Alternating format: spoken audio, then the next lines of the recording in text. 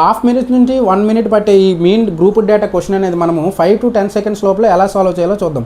మనకి క్వశ్చన్ మీద ఉండే అప్రోచ్ అనేది కరెక్ట్గా ఉండాలండి. కరెక్ట్ వే ఆఫ్ అప్రోచ్ ఉంటే కనుక మనము 5 సెకండ్స్ కాదు 3 సెకండ్స్లోనే దీని ఆన్సర్ అనేది క్లోజ్ చేయొచ్చు.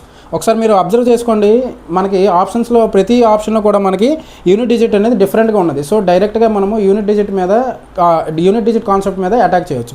సో ఇక్కడ కూడా మీరు క్లాస్ ఇచ్చాడు, ఫ్రీక్వెన్సీ ఇచ్చాడు, మీన్ ఫైండ్ అవుట్ చేసేటప్పుడు మనం ఈ రెండు మల్టిప్లికేషన్ చేసుకొని టోటల్ ఫ్రీక్వెన్సీతో మనం డివైడ్ చేస్తాం. కానీ మనం ఇక్కడ ఏం చేస్తామంటే ఇక్కడ మనము తీసుకునేది సింగిల్ డిజిట్ వాల్యూ తీసుకోవాలండి. అంటే 10 2 20 కదా, 20 అయ్యేటప్పుడు మనము 2 అనేది తీసుకోవాలి, 0 అనేది విడిచిపోవాలి. అంటే సింగిల్ డిజిట్స్లోకి వెళ్ళిపోయింది అనుకోండి, మనకు క్యాలిక్యులేషన్ స్పీడ్గా అవుతుంది. సో ఇక్కడ మనకి ఎంత వస్తుందండి, 2 వస్తుంది. సో ఇక్కడ కూడా సేమ్ అదేవిధంగా ప్లస్ 15 4 60 కదా, సో ఇక్కడ 6 వస్తుంది. అలాగే ఇక్కడ కూడా 6 వస్తుంది. సో 25 7 ఎంత అండి మనకి 525 125 175 అండి. 175 అంటే మనకి 17.5. ఎందుకు ఇవి ఇక్కడ సింగిల్ డిజిట్ తీసుకుంటున్నాను కదా, సో ఇక్కడ మనకు డెసిమల్ పాయింట్ వస్తుంది.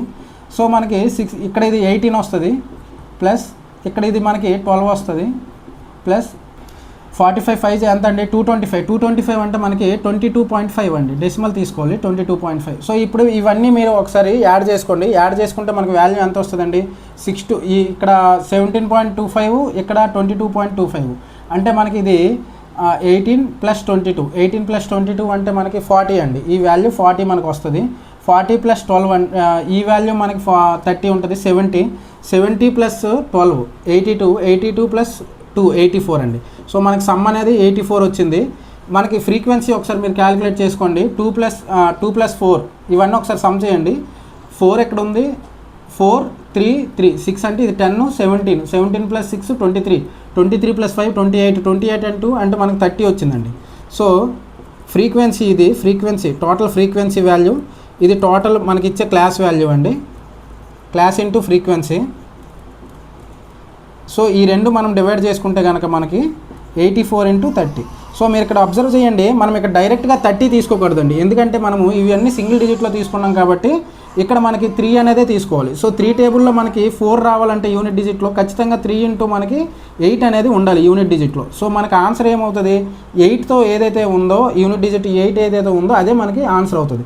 సో ఆప్షన్ ఏలో మనకి 8 అనేది ఇవ్వడం జరిగింది, 28. సో దీని యొక్క సొల్యూషన్ కూడా మనకి ఏమవుతుందంటే 28 అనేది దీని ఆన్సర్ అవుతుంది. చూసారుగా, ఇలాంటి ఈ అప్రోచ్ చూసారుగా. ఈ కాన్సెప్ట్ నచ్చినట్టయితే మీరు వే టు సెలక్షన్ ఛానల్ని ఒక లైక్ వేసుకొని సబ్స్క్రైబ్ చేసుకోండి.